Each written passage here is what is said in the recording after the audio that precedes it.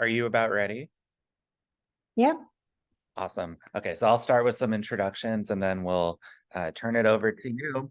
So welcome everyone to our monthly artificial intelligence and computation, artificial intelligence and precision health seminar. We're very lucky today to have Dr. Tiwari from the University of Wisconsin-Madison join us today. I'll introduce her in a second, but first I want to introduce our Affinity group meeting. So we meet every month and we hear from leaders in the field of AI and healthcare.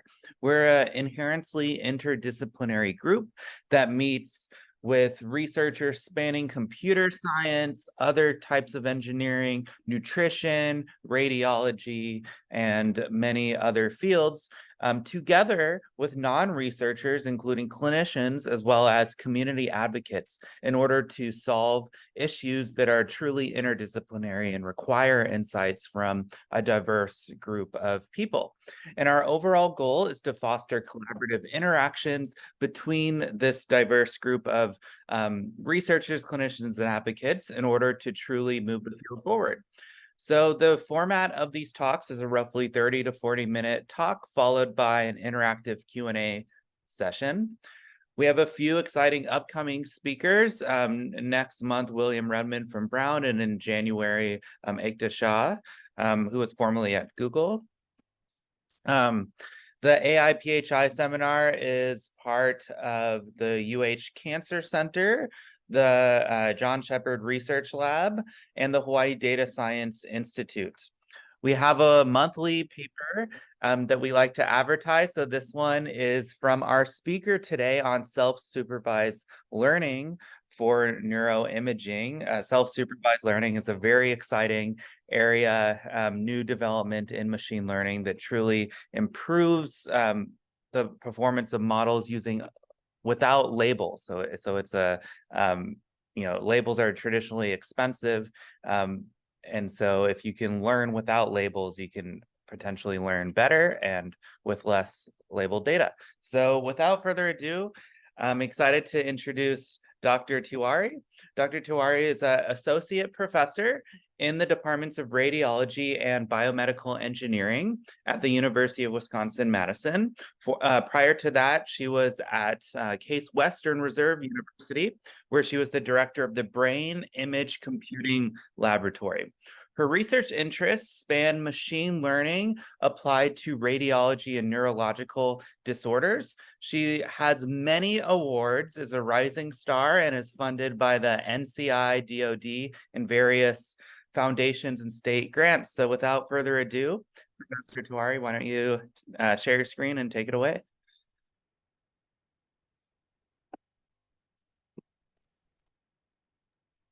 Thank you very much for that kind introduction. Can you all see my screen?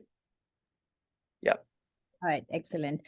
Yeah, so I had somewhat of a boring title for this talk. So I thought I will use ChatGPT and make it exciting. So I asked ChatGPT to give me an exciting title, and this is what it suggested I should use. And I thought that it looked reasonable to go with it. So that's what I have here. So with that, I'm very happy to talk about some of the work that we've been doing in my group on using AI approaches in oncology and some of the aspects, talking about bite-sized hope as the ChatGPT suggested I should focus on, to data-driven precision. So again, I think all the folks here are perhaps well aware of this, but just to put a slide up there to get my presentation going, sort of how AI is becoming so prime time for us in our real life, but also in global healthcare, right? So according to the New York Times, the #1 technology that's going to rock our world is going to be AI in healthcare. And in the last decade or so, we are all noticing the number of investments that are happening in AI and healthcare, not just within the US, but internationally as well. And the same trend is reflected in the number of publications that have come out in the last 2 decades, primarily has to do with the compute resources becoming less expensive, and new approaches that are being developed almost on a routine basis these days. So there's been an exponential increase in the number of publications, and these are just publications in AI and imaging, but reflective of all other fields in AI as well. And similar trends are also reflected in the AI approaches being used in clinical practice. So there are over 400 FDA approved tools and approaches that are used in clinical practice right now. In fact, at UW-Madison, we extensively use AI approaches in radiology for a whole bunch of different applications. And I was talking to one of my neuroradiology colleagues, and he was saying how we were having a conversation in another meeting this morning about how AI can be useful as a decision support, and he mentioned that using some of the AI approaches that they've now started to use in clinical practice, there are times when the AI approach suggests something that they may have completely missed, and that's where these technologies are starting to have a real impact these days, and it's only going to continue to grow over time. So what I'm going to talk about today is really sort of how we can use AI and machine learning in the context of oncology. And when we talk about oncology, a big aspect of that has to do with tumor heterogeneity. And so in case of cancer, because of how complex and challenging the disease is, there is different layers of data, multi-scale data that gets acquired over time for these patients, starting all the way from radiological scans. And I'm using brain tumors as an example because that's what my group focuses on quite extensively. But this really applies to other cancers as well, where when a patient is suspicious of having suspicious of having cancer, they're going to come in and get an MRI scan in this case because it's brain tumors, but it could be CT, and within MRI there's advanced imaging and so on that you could acquire. And then if there is, so in this case, radiologists would say this looks like a brain tumor, there would be either surgical resection or biopsy that will be performed for these patients. So there is pathology slides available that you could digitize and start to analyze. And then we would get molecular information from the pathology slides that also provides information about disease heterogeneity. But the big advantage that imaging offers is that it allows us to look at the entire landscape of the tumor, which unfortunately is not something that's possible with biopsies and with genomic data. And here I'm showing you an example where gene expression profiles were obtained from two different locations next to each other, and you can see depending on where it's obtained from, you could get two completely different signatures. But again, in an ideal world, if we can have a magic wand, much like AI, that tells us about disease heterogeneity, you could see and appreciate that these two locations are indeed different in and how they manifest themselves on the tumor itself. And if we apply AI on imaging, and if there is pathology available, one could look at associations across radiology and pathology, the field known as radiopathomics, and then similarly radiogenomics, where one could do associations of these radiological phenotypes with the underlying genotypic information. And ultimately, the reason to do all of this is, if we want to, start trusting these imaging signatures, or the radiomic signatures as we call them, we want to be able to provide a cross-scale mechanistic understanding of these subvisual features that you see on imaging with the biology, and connecting the biology as you see on the pathological and the gene expression length scales. And that's what my group focuses on. So we look at information across different length scales, across radiology, pathology, and molecular data.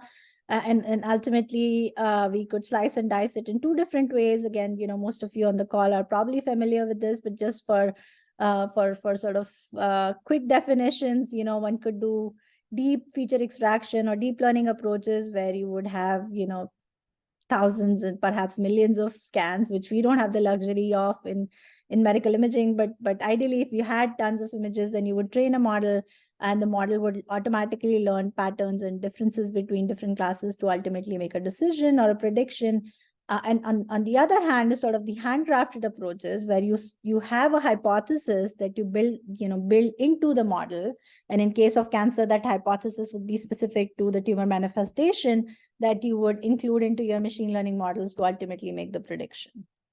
And in our group, we've been sort of slicing and dicing both different approaches, including the paper that was just highlighted, where we were looking at a deep learning approach to predict mutation status on pathology slides. But then I'll give you some examples of of our work focused on handcrafted approaches as well.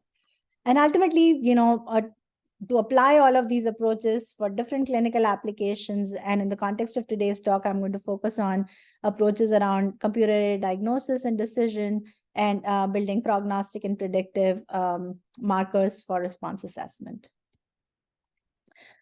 So for today's talk, what I thought I would do is, sort of when we build these machine learning tools, we often tend to focus on accuracies or AUC values as a measure of how good the model is, but really to start to think about, going beyond accuracies and how to start to make these computational approaches more intelligent, so they can start to have an impact in clinical practice. And so from my perspective anyway, I think that the three key aspects that we should be considering or we should be looking at more closely would be interpretability, where, it's not a complete black box. We have some understanding of, how we are designing these features, especially in the context of cancer or more complex diseases, where we need to understand how the features are capturing the physiological characteristics, or in this case, tumor biology on imaging. And then the second aspect is generalizability, right? Again, very often, and just in terms of the number of papers that are coming out in this space, we may have a method that works really, really well in terms of accuracies, but one thing to consider is how generalizable are these approaches, is going beyond what we are able to do with the data sets that we have available. Like, if, for example, if you're training the machine learning model using data coming just from the US, is it going to generalize to other countries, low to middle income countries, where we may not have the luxury of the best scanners and protocols? And then lastly, the translational aspect, which is becoming more and more relevant as these methods are being developed, and it's been shown in recent works where, for example, what Google was trying to do with some of the approaches that they developed on retrospective data, but would not work on a prospective setting. So there needs to be a real discussion on how we start to think about translating these approaches in real life. So with that, I will jump into the first aspect of this, which is interpretability. And as I was saying, deep learning is really becoming prime time in machine learning, and a lot of things that we, are being developed in this space. And so we've been dabbling with machine learning from multiple different aspects. But one thing that we've sort of tried to do in the group is we tend to use deep learning mostly from a segmentation perspective, because ultimately, if it's for developing predictive models, prognostic models, it's hard to go back and figure out where the model is making a mistake. But from a segmentation perspective, we generally have human in the loop, so we develop these approaches, and we get a radiologist or a pathologist to clean up the segmentations, we feed it back into the model, and so on. So this is an example of a deep learning approach that we developed a couple of years ago. And the other luxury that we had here is we had, now this is an old study, but we have close to, 1,000 studies where we have well annotated, labeled MRI scans that are used to train these models. And similarly, this is some of our recent work where we've used deep learning approaches to identify some very fine pathological aspects that are otherwise not as visually apparent. So in this case, this is a glioblastoma study where we were looking at whole slide imaging and identifying different pathological attributes like cellular tumor, hypoplastic blood vessels, pseudopalisading cells. And so figure on the right, the second row is essentially ground truth labels done by very detailed labels done by a pathologist. And then on the extreme right are the results coming from our machine learning model. And you can see how the results look fairly reasonable in picking up some of these very fine aspects of pathology. But there are challenges with deep learning as well, right? Because we're talking about oncology, we're talking about, in our case, we work with brain tumors, which is a rare disease. So we don't really have a ton of data to work with, and very often we have limited labels. And then the other challenge is also with MRI studies in general, the significant variations that are introduced with data coming from different sites and scanners. That is something that we need to understand and appreciate when we are building these models. And then there is sort of the morality question around all of this, is if you have a black box model that tends to work really well, or a human surgeon, would you trust the human surgeon or would you trust the AI model? And I think that this is an evolving conversation as the field continues to grow. I think there's going to be a lot more discussion around this in sort of starting to trust these more of black box approaches. But so far where we are is based on our conversations with our clinical collaborators who are actually also our end users. It's clear to us that they would want to know what's happening and they want to be able to understand what these features are capturing so they can start to use these approaches into clinical practice. So along those lines, as I was mentioning, when we talk about cancer, an important aspect is intratumoral heterogeneity, because if we could capture intratumoral heterogeneity, it tells us about the tumor behavior, how a patient is going to respond to specific treatment, and then all the questions around it in terms of the severity of the disease, prognosis and prediction, and so on. In our group, we focus in brain tumors, specifically glioblastoma, which is a very aggressive brain tumor with a median survival of 15 months. And unlike some of the other cancers, the treatment for glioblastoma, in fact, just for other brain tumors as well, is really not changed in the last 2 decades. It consists of maximal surgical resection, which means that a surgeon would go in and take out whatever they see as enhancing tumor, followed by radiotherapy and concomitant and adjuvant chemotherapy. And it's not like there have not been clinical trials, right? There are many clinical trials. There are around 60 clinical trials happening right now as we speak on glioblastoma, trying different types of drugs for these patients. But a big challenge with the clinical trials, and the reason why clinical trials have not succeeded for glioblastoma, is just how complex the disease is, how complex the tumor microenvironment is. And that's still being studied by multiple groups.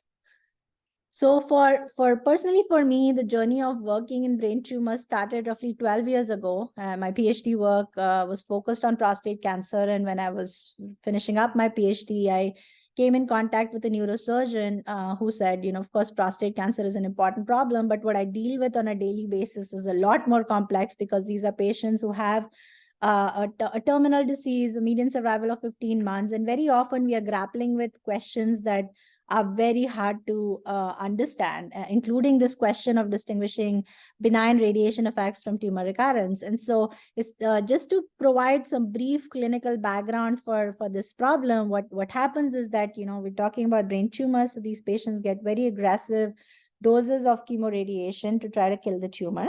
But in the process, what ends up happening is, because of the aggressive chemo-radiation treatment that these patients are getting, 3 months, 4 months, 6 months down the line, if there is an enhancement, it could very well be a benign side effect of the aggressive radiation that they were getting, or it could be tumor recurrence. And right now, you cannot tell these two apart. So what I'm showing you here are 4 studies for 4 different patients, and 2 of them have radiation effects and 2 of them have tumor recurrence. And you can see the patients on the left have tumor recurrence, the patients on the right have radiation effects. And all 4 look fairly similar to each other in terms of their morphological characteristics and their manifestation on MRI scans. So even for an expert, and this is coming from my colleagues, so don't quote me on it, but the visual inspection for distinguishing these 2 conditions is 50 to 60% at best. So very often these patients will undergo unnecessary resection. In 40% of the cases, it's unnecessary because the patient has a benign condition. So when we started working on this, we said, struggle no more. We have the algorithms, we can solve it. And very soon we realized that some of the approaches, the deep learning approaches, even the traditional radiomics approaches were not necessarily working as well, 65 to 70% at best, which is not great. So we said, okay, let's try to understand what's happening on a biological level, because when they do get a biopsy, when they do get a surgical resection, you could tell that radiation effects is clearly different from from tumor recurrence. So there's clearly information that's fundamentally biologically different between these two categories. So we said, and this is actually work that was inspired by, another sort of piece of work done by my colleague on pathology, where they were looking at trying to capture the tumor microenvironment on digital histopathology slides, with the understanding that we know that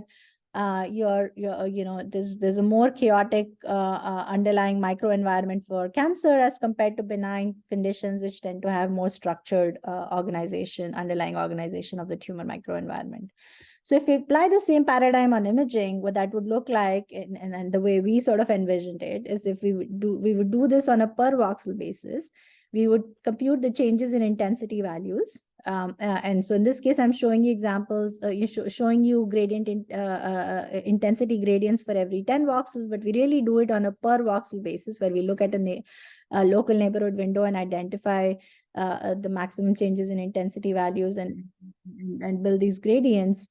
And then we compute entropy on top of these gradients, because we know from high school math, entropy is a measure of disorder. So you can see where you have these nicely organized gradients, going all in the same direction, as compared to this region over here, which is more chaotic. You can see how the entropy values are lower here, but much higher over here. So this feature is called collage, which we developed a couple of years ago, and is being used by other groups as well. But when we applied this for the problem of distinguishing radiation effects in tumor recurrence, in a preliminary data, we could identify that consistently patients that tended to have tumor recurrence tended to have much higher entropy values, gradient entropy values, compared to patients that had a benign condition. And then we said, okay, let's take it a step forward. We know these are all post-treated, patients. So it's not one versus the other. You may have a lesion that has radiation effects and tumor sort of intermixed in them. And so what we did was, for controls, we used on the left our patients who had head and neck tumor that got radiation and developed a cerebral radiation necrosis. So we knew that these patients in the lesion did not have any tumor. And then on the right, as a control, we used a treatment naive lesions. We knew that this patient was not radiated, and there cannot be any radiation effects in this lesion. And in between were patients who were pathologically confirmed following surgical resection to have predominant radiation necrosis, means over 80% radiation necrosis, or predominant tumor, meaning over 80% tumor. Excuse me. So since then, what we've done, and this is an old slide, but we're working with around 12 different institutions within the US, and we're continuing to collect retrospective scans that are pathologically confirmed. So we are close to around 250 studies at this point, with accuracy close to 89% in distinguishing these two benign conditions. That's been very encouraging in terms of where we are. I'll also briefly talk about some of the other aspects of the tumor that we have been looking into in an attempt to capture some of that hypothesis and build that hypothesis into our machine learning model. So in case of brain tumors, what we did was, we said, we know that cancer is aggressive, it's malignant, it grows in this chaotic fashion. So we can extract information from what's visible, which is in this 3D rendering model, it's called the intratumoral region, shown in green. But there is also information outside of the tumor, the tumor periphery, which is the peritumoral region. And since then, there are many people who've shown that if you include information from the peritumor, that your models tend to do better. And then there is information outside, which is seemingly normal brain, but is clearly getting impacted because of this lesion that's sitting in the person's brain. So this region, known as extratumoral region, is there information there that we can also bring in to our prognostic models to improve our analysis. So that's how we've been sort of thinking of cancer as more of a systemic disease. And from that perspective, so this is our work done a couple of years ago, where we were looking at information from the tumor periphery and including that into our machine learning models. And we demonstrated that including information from outside of the tumor into the machine learning models tend to have allows us to build more improved prognostic models than looking at information just from within the enhancing region. And then we took it a step further and we said, we are looking at these computational models, but can we see what's happening at a pathological level? So on a small subset of studies, what we had was the MRI scans, but also corresponding surgically resected tumors. So the surgeon had taken the whole tumor out, and then these tumors were sectioned into different subcompartments, as you can see labeled A, B, C, D here. And then for every one of those subcompartments or subsections, there were detailed annotations for pseudopalisading cells, microvascular proliferation, and some of the key hallmarks for glioblastoma. So what we said was, if we have this information co-registered, can we then try to do a correlation across the imaging features that we are getting with the underlying pathology? So in this case, we were finding out correlations of features coming from enhancing tumor with specific pathological attributes, key pathological attributes in glioblastoma. But what was most interesting was the features that were coming from the tumor periphery on imaging were mostly associated with pathological attributes coming from the leading edge, which was, again, it's a correlative study, but at least gives us some confidence in the features and what they might be capturing at a biological scale. Excuse me.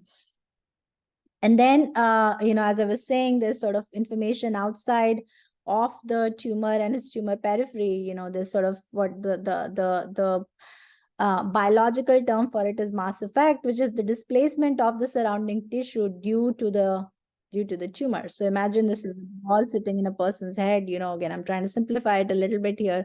But let's say it's a ball. That ball continues to grow, and then as it grows, it pushes the rest of the brain, right?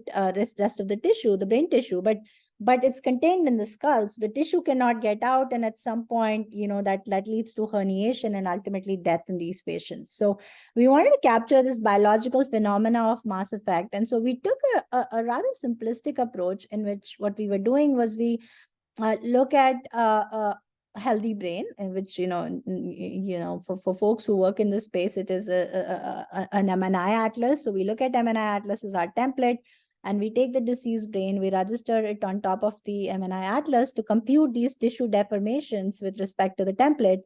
And then we use the deformation fields and the magnitudes to then quantify if there is information that could be prognostic. So in this case, what we were noticing was that patients that had poor survival tended to have higher magnitudes of these tissue deformations close to the tumor, which intuitively makes sense, as compared to patients that have improved survival.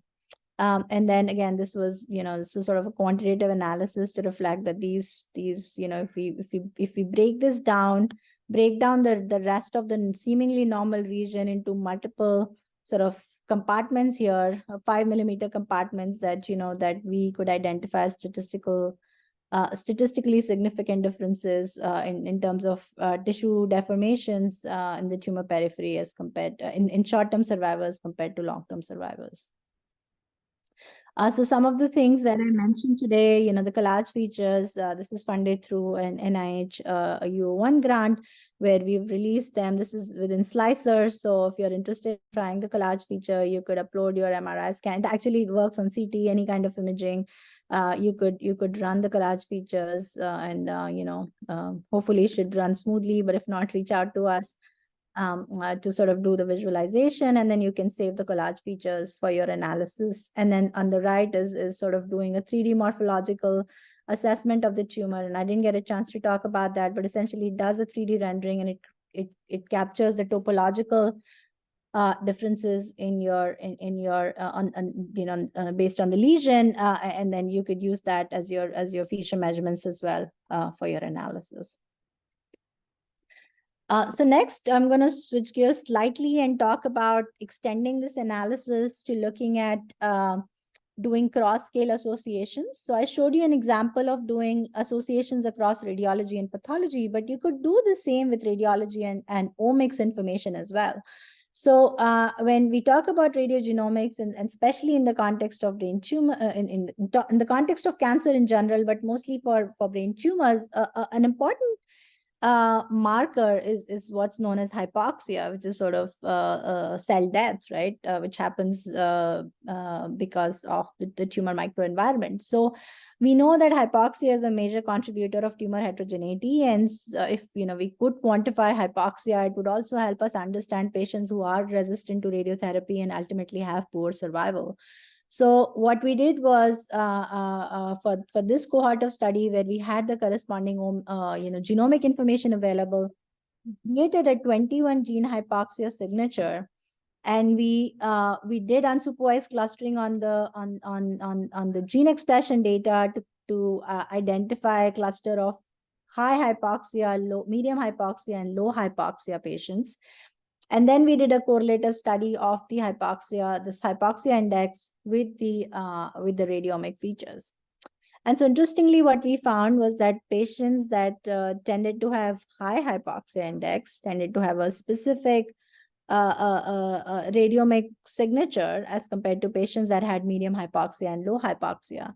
And then what we did was to further validate how good the signatures are, we took these correlates, the radiomic correlates of hypoxia, and then we used that to predict survival in GBM. And so what we were able to show was that these signatures, these correlates, hypoxia correlates, could distinguish short-term and long-term survivors in GBM. And so what we are working on right now is actually to use these hypoxia correlates to also predict response to chemoradiation, because that's where ultimately it starts to have clinical value, where we can say that, if you have a signature that looks like this, based on the hypoxia correlates, that the patient is perhaps not going to be a good responder to chemoradiation and perhaps is more suited for alternative surgeries, alternative treatments. As an extension to that work, we've been doing radiogenomic analysis. We've been exploring other, beyond hypoxia, we've been exploring other correlates as well. But since then, we've extended this work to looking at sex-based radiogenomic models. And essentially, the idea behind looking at sex-based differences is, we know there is an implicit bias in AI models, and there's been a lot of talk around looking at racial differences, but also gender differences. And so in this case, majority of our population is Caucasian, so we couldn't look at racial differences, but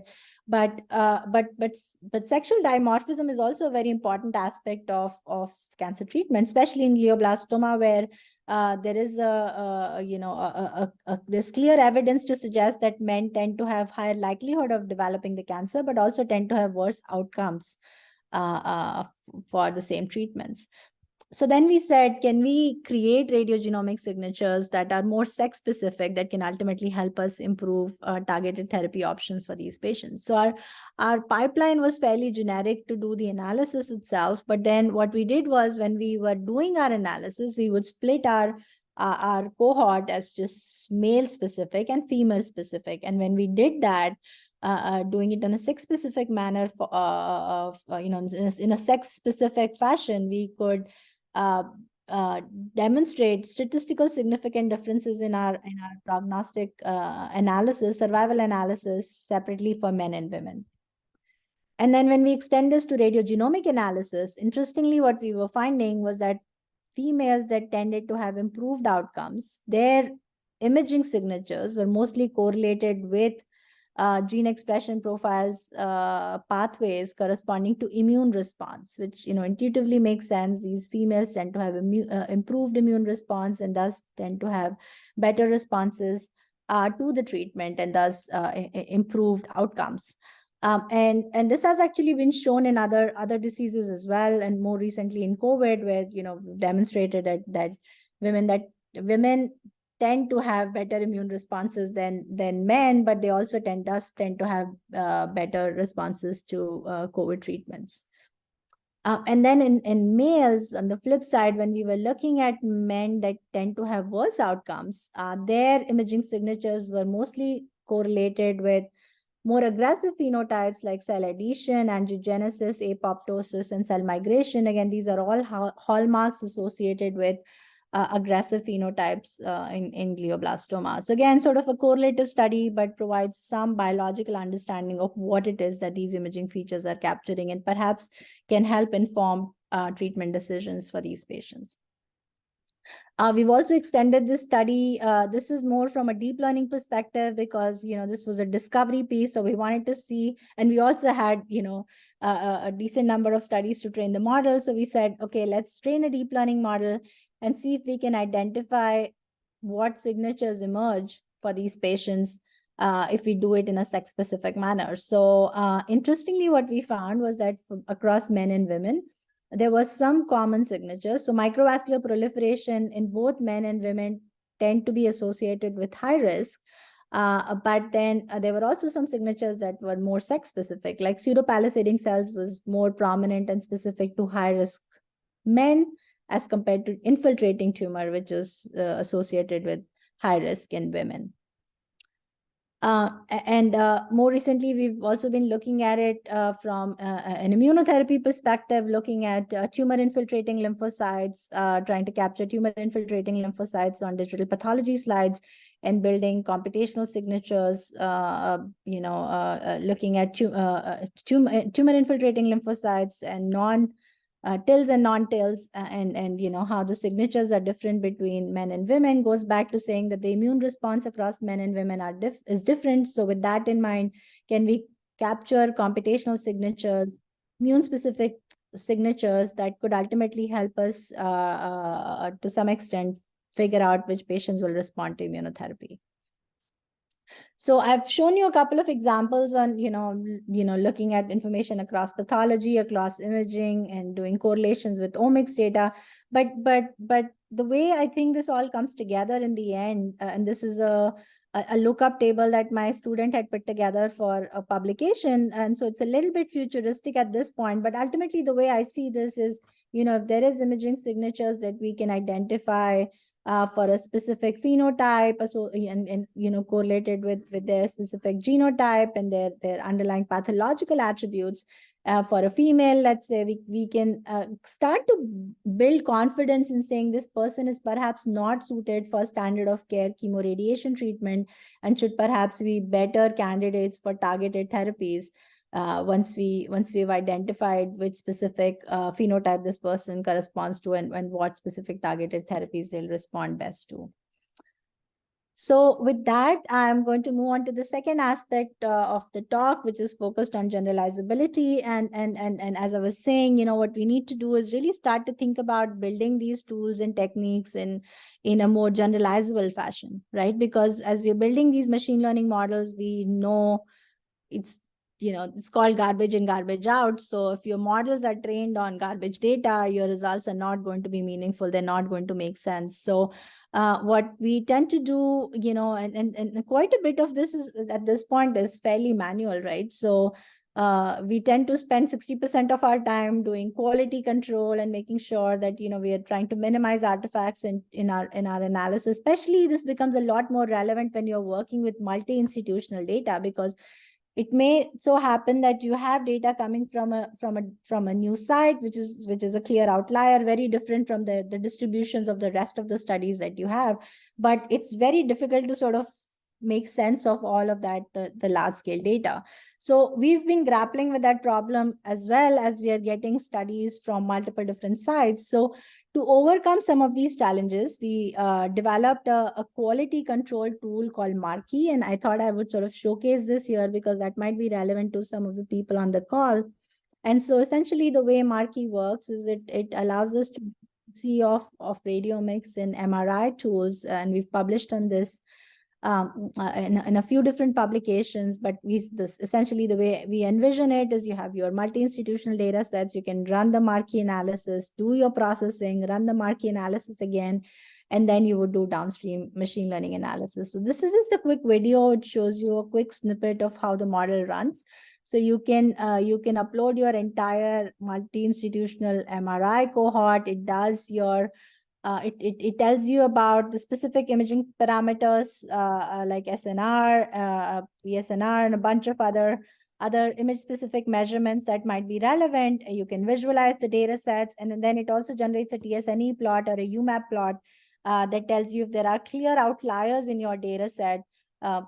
that you need to at least be aware of, right? That there is one data set coming from this institution, which is a clear outlier, and perhaps maybe throwing your a model, and is not homogeneous with the rest of the distribution.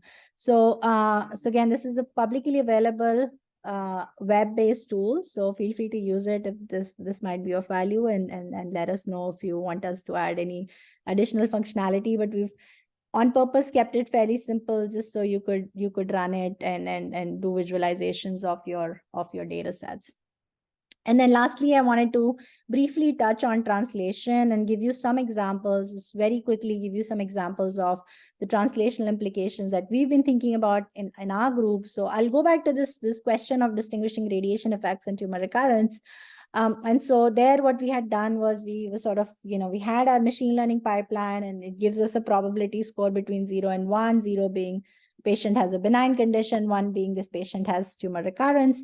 So what we did was, in parallel, we wanted to see how good the model is if we contrast it with our neuroradiology colleagues. So what we did was we gave our neuroradiology colleagues access to the exact same MRI scans that the machine learning model was trained on. So in this case, it was T1 pre and post gadolinium enhanced T2 and flare scans.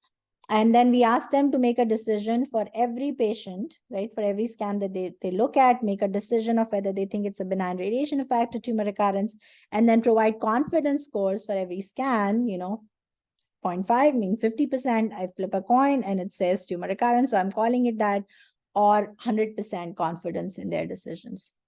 So these were our results. You can see for the two expert readers, the accuracy was 42% and 50%. So if you and I, and I'm no expert in neuroradiology, were to look at these scans, we would probably be as good, if not comparable to the experts here. And then we had the machine learning classifier, which was not great, but still 75% and statistically significantly better than the two readers. I do want to mention that the caveat with the study, and perhaps the reason why the values were so low for the readers, was that they were not given any advanced imaging, no spectroscopy, no perfusion, no PET, which is something that they are used to looking at for these kinds of problems. And they also were not given access to previous MRI scans for comparison. So this was just static, the three protocols, and that's all that they had to make the decision. But the machine learning classifier had the same information as well. And so we were able to show that machine learning classifier was more accurate. And the other thing that was interesting was that when we looked at agreement across the readers, it only existed in 30% of the cases when the correct diagnosis was made. So this was one of the first studies to do this kind of analysis, and led to some controversial press. This was, again, a couple of years ago, where the news article said computer better than doctors at diagnosing brain cancer, and so that clearly led to some backlash from the community, including this editorial that came out written by a neuroradiologist titled "Am I About to Lose My Job?" And that's when it occurred to us that perhaps the message that we are trying to convey is really not, which again was not the intent to start with, but perhaps because we did this comparison, it came across as model better than the doctors. But essentially, where the real value is when we bring these two together, right? So we did a follow-on study where we had the two readers sit together and do the reads for the same scans, and the accuracy goes up to 67%. So it would be similar to a tumor board setting where the experts sit together to make the decision. And then we did this with the machine learning model and the reader together, and these are all our collaborators, so they understand what the model is looking at, what the models mean, what the heat maps mean, and so on. And so then in that case, the accuracy went up to 92%, which was very encouraging for us, because even the stereotactic biopsies right now have accuracies in the range of 85 to 90% because the biopsies are not perfect. So using just standard of care routine MRI scans, demonstrating values in conjunction with the radiologist, demonstrating values comparable to the biopsies is quite encouraging for us.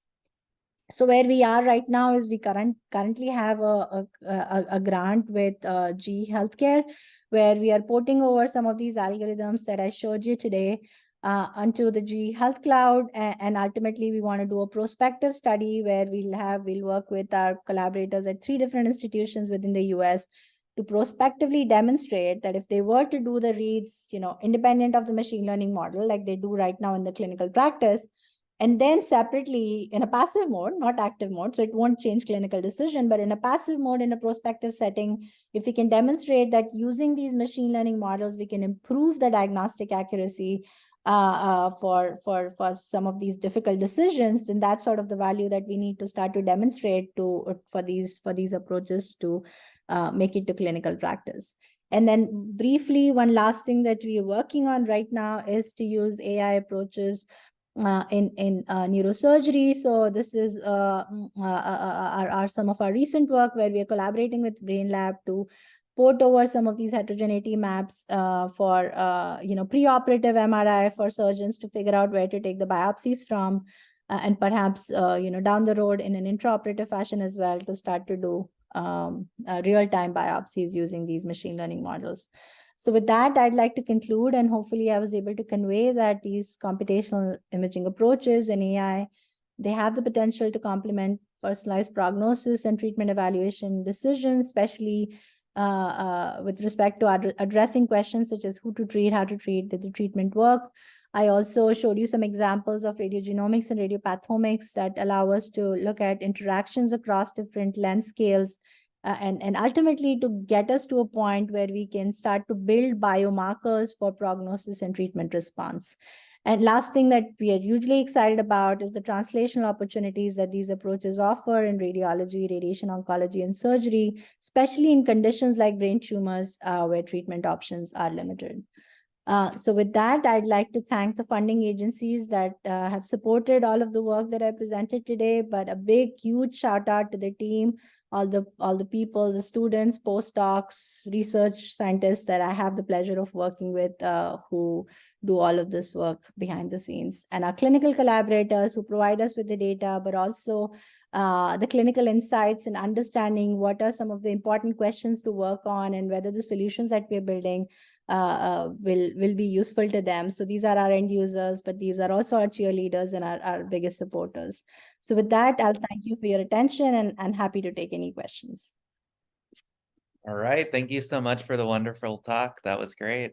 I have several questions, but I want to turn it over to students first. So any questions from the audience?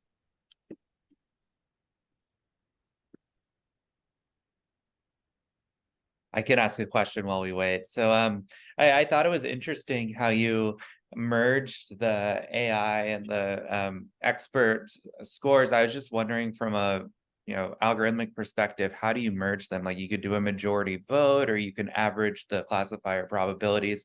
And depending on how you merge them, you might arrive at a very different results, which could then affect, how you do these comparisons between the methods. So just wondering about that. That is a great question. And that's something that we are thinking about also because we are doing this prospective study. So the approach that we took for our preliminary analysis was perhaps not the best, but I'll talk about the approach that we've been thinking about going forward. And so the approach that we've been thinking about going forward would be how they would use it in clinical practice, right? So if we are saying that this is a decision support, then ultimately what this means is this is additional piece of information, much like a perfusion scan or a PET scan that they would get as a collage map or a radiomics map or whatever the inference of a deep learning model that they will look at, right? And there is an associated probability that the classifier or the deep learning model says it is, right? Like 90% confident this is tumor and 90% confident this is a benign condition. So the radiologist has access to all of this information, right? And so ultimately it's up to them whether they want to use that information or ignore that information altogether. And so the study that we are doing in a prospective setting, and that's why I was using the word passive mode, because they will go on to do what they were doing independent of the AI approaches, right? Like with using perfusion and PET and all the other scans that they have access to. But then what we want to demonstrate is if they have access to this one additional layer of information, does that radically change their decision, right? And then say, no, I feel a lot more, even if it's just saying, I feel a lot more confident in the decision that I'm making, right? I was not so confident before, but now after looking at this map and identifying these regions that I may not be looking at as carefully, I feel more confident with the decisions. And so from our perspective, we truly think of this as decision support, where they can decide to use this information or not use this information. And that is all the data that we'll be collecting as we do our prospective studies. Did you just not use this at all because it was not useful? Or when you used it, it gave you more confidence and you changed your decision. And then we'll then map it to actual pathological confirmation to go back to them, and also to show them that there were these cases where the AI model was right? So that's the dissecting that we have to do, which is what we're doing right now. Yeah, that's a wonderful idea, and that makes a lot of sense. We do have some questions in the chat. Let's see. One question: what features, parameters, or tumor classification? What are the features, parameters, and parameters for tumor classification in brain images?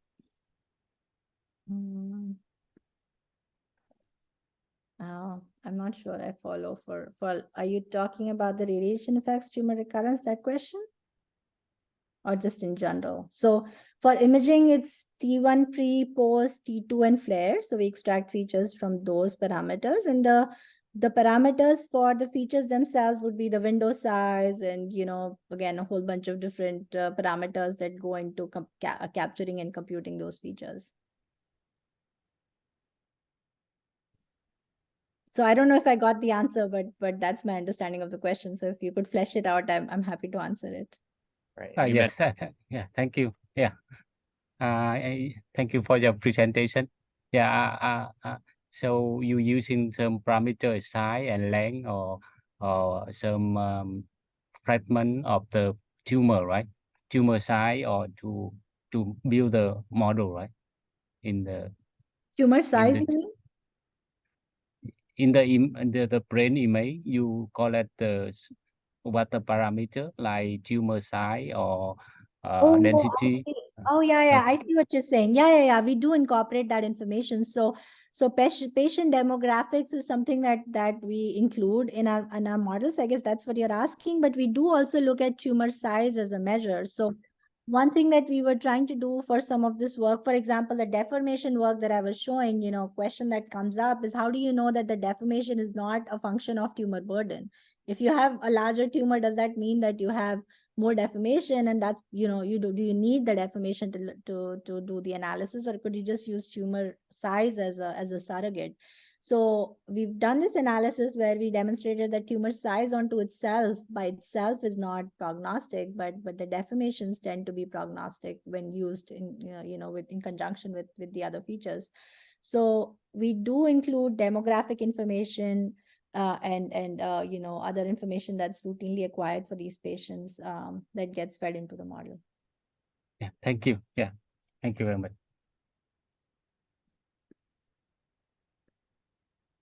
John, you had a question, right? I did have a question. Thank you so much for your talk. I thought it was wonderful. And it brought up a continuing challenge that I see in the field, and that is ongoing field quality assurance and quality control. And the example I always think of is that you've implemented a really terrific model for detection and classification. It's working great. And then the manufacturer makes a change in their acquisition protocols and changes the way the images are presented. And the model's never seen that before. So, and you're sometimes not aware that this even happens because they validate their algorithms for their own purposes, not for, the AI program you might have. So can you comment on what would be an approach to protect yourself against, changes in accuracy from these unintentional consequences of machine upgrades and bug fixes? Yeah, no, that's a great question. And I wish I had a good answer to that question, and I don't.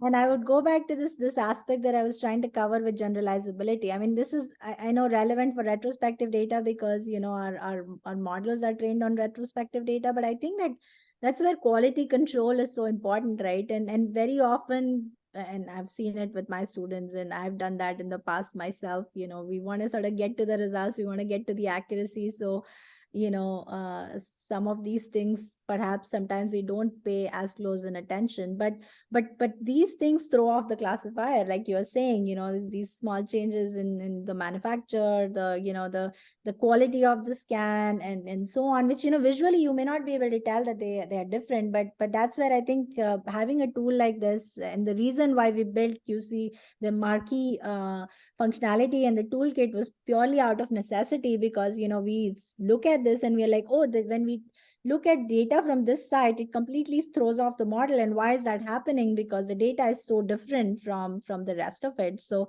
sort of understanding, having an appreciation for why, the disparities in your data and how different it is coming from, because we get data from China, we get data from India, we get data from UW-Madison and Cleveland Clinic and community hospitals. So it's very different, and it's again similar concept in that, you could get data from different sites, and just slight variations could throw off the model. So at least having an appreciation for how it throws off your model and understanding that as you're building it is very important. Okay, thank you. Other questions?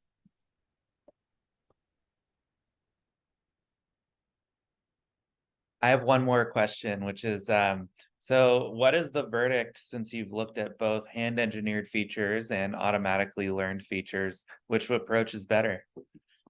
Well, I don't think of them as sort of a competition, right, or competitors. This is really what works, or it could be a combination, right? So, as I was saying, from our perspective, we tend to rely more on deep learning approaches for applications that don't have a direct implication on modifying treatments, right? Because it's hard for us to see what's happening. I mean, there are explainable approaches, and there's there are sort of recent advancements in what they call is explainable, but it's not truly explainable. And I'm not saying that the features that we are developing are explainable either, but they're completely transparent. But I like to think of them as translucent, right? So there's some information, at least we can figure out where the model is failing, or what's happening, what the features are capturing, as compared to sort of the deep learning approach. So again, I'm not saying that one is better over the other. I'm just saying that it depends on the problem, where if it really doesn't matter what the decision is. Like, for example, in a segmentation approach, if the model misses something, you can always go and clean it up, or a little bit of missing of the tissue is not necessarily going to impact your model downstream analysis as much. Perhaps deep learning is better, but at the same time, if you have thousands and thousands of studies, the luxury of training models that can start to make more reliable prognostic and predictive decisions, then perhaps that's the way to go. And there are many approaches. Deep learning approaches are getting better and better every day, with transformers and some of the recent approaches. I think the only slight hesitation when it comes to building prognostic and predictive approaches is just not being able to sort of explain what these approaches are doing. Definitely complex, lots of complex trade-offs there.